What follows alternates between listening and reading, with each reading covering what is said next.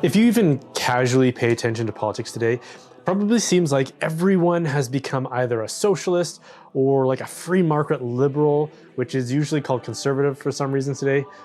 These two branches of thought being associated with philosophers like Karl Marx and someone like John Locke, with some help from other philosophers like Machiavelli and Rousseau and even Hobbes. But this state of affairs isn't even slightly new. In fact, these theories go way further back than that, all the way back to Plato and Aristotle. It's much more accurate to say that everyone is either a Platonist or an Aristotelian in their political theories. And I point this out for a few reasons, but one is definitely because modern socialists or progressives like to think of their ideas as being new and innovative.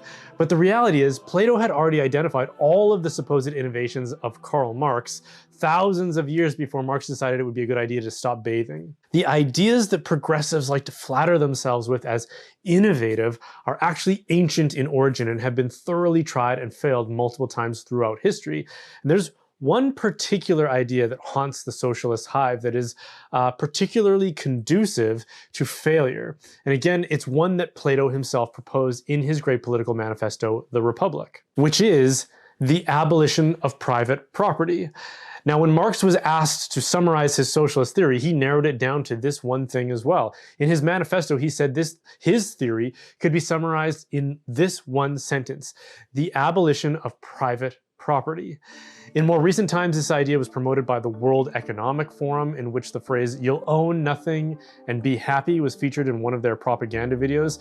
So as old as this idea is, it seems to be routinely recycled as if it's some new innovation. And just as this supposedly innovative progressive idea is actually thousands of years old, so too is its solution, which comes from Plato's student, Aristotle, who said this in contrast to his teacher. He said, "That which is common to the greatest number has the least care bestowed upon it." What he means is when you make some responsibility the responsibility of everyone, it will be given the least amount of care. Or the more people you assign a responsibility to, the less concern will be shown for it. So like imagine a neighborhood green space, like a park or something like that, where the city assigns the responsibility for maintaining it to just everybody in the neighborhood. The rationale being that if everyone does their part, everyone mows a little bit of grass, trims a few trees, and cleans up the litter, then it will be well cared for. But what's the likelihood that everyone would take an equal share of that responsibility and that the space would be well maintained? I think if we're being honest, the answer is not likely at all.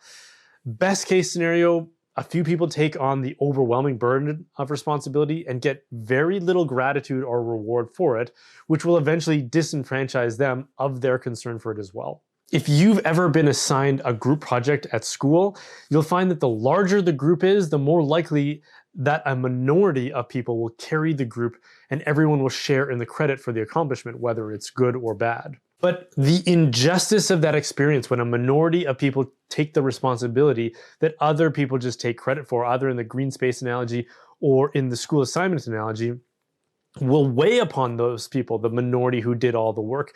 The injustice will be felt by them, which will eventually discourage them from doing so in the future. As a parent, I see this all the time. If we tell the kids, everyone is responsible for this particular chore, then nobody does it. But if we individualize them and give them certain incentives for specific responsibilities, then things tend to get done. Even better, if someone has a stake in a certain responsibility, like a pet that is uniquely theirs, they're even more motivated to take care of it. But shared spaces and shared property that nobody owns and nobody gets to enjoy uniquely are the first things to get neglected. And this isn't just theoretical. I have a few friends who grew up under the Iron Curtain in Eastern Europe, and one of them relayed a story that illustrates this principle really well. He said that all of the shared spaces in the city where he grew up were derelict and poorly cared for. This included even common spaces in apartment buildings like lobbies and hallways, all the way up until you entered someone's own apartment. And then suddenly it was immaculate, it was beautiful, it was clean because of the pride of ownership in that particular space. Even more than that, Aristotle argues, if you abolish private property, you also abolish generosity and charity. You rob people of their ability to care for their fellow neighbors because the ability to do so depends on their having resources that they can then share. If everything is owned by the state, then your citizens have no way or incentive to share from their own resources. the experience and virtue of generosity becomes stripped from social life altogether. It's interesting how this factors in to the second sin that is recorded in the Bible. The first one being Adam and Eve's fall from grace, and then the second one being Cain's murder of his brother Abel.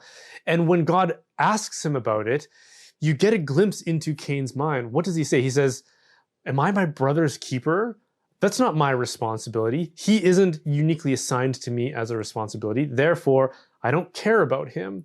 And it's very interesting how that attitude can progress and develop into something like a murderous outrage towards your neighbor. And this whole theory about the abolition of private property actually extends to the family as well, because both Plato and Marx saw the family as a form of individualized ownership, where the parents treat their children uniquely as their own, rather than as a shared responsibility of the entire community. But as anyone who has raised children will tell you, and I place myself in that category as well, children need a lot of personalized attention and mentorship to become healthy and balanced adults. Simply put, they need significant personalized love and care, which would only come from someone who identifies them uniquely as their own responsibility and even a reflection of themselves. Aristotle summarizes this point like this. He says, "A father cares more for his own children than he would for children in general, for one's own children are recognized as one's own and not just vaguely known about or shared." And this is undeniably true. Like, I care a lot about the children of my friends and the children of my extended family, like nieces and nephews, but I don't care about them nearly enough to provide for them the love and the formation that they need as compared to my own children. And we see this play out in society all the time. A parent is far more concerned about a child's welfare than like a teacher or a social worker. And it's precisely that degree of concern that a child needs to develop into a healthy and whole human being. They need tangible experiences of devotion, of focused love, and mentorship in their lives. A vague and generalized shared responsibility of the community for biological issues would never satisfy these needs. Yet both Plato and Marx thought that this was like a revolutionary insight and policy to be implemented. And this isn't just theoretical. After the Bolshevik Revolution in Russia, they tried to implement these kinds of policies of communal child rearing because they saw the traditional family as like a bourgeois and capitalist oppressive ideal. So they set up programs where children spent most of their time in state-operated facilities. But after trying this for a few decades, they backtracked by the 1930s. The government recognized that the weakening of the family unit had contributed to all kinds of social problems, including a rise in juvenile delinquency and declining birth rates, which they recognized was a bad thing. I don't know what's wrong with us. As a result, the state began to reinforce the importance of the nuclear family as a stabilizing force in society. Policies were implemented to encourage marriage and promote the idea of the family as an essential building block of society. And even though the state isn't confiscating our children in places like where I live, our way of life dictates that in most families, children spend more time with people like teachers and daycare workers than they do with their own parents.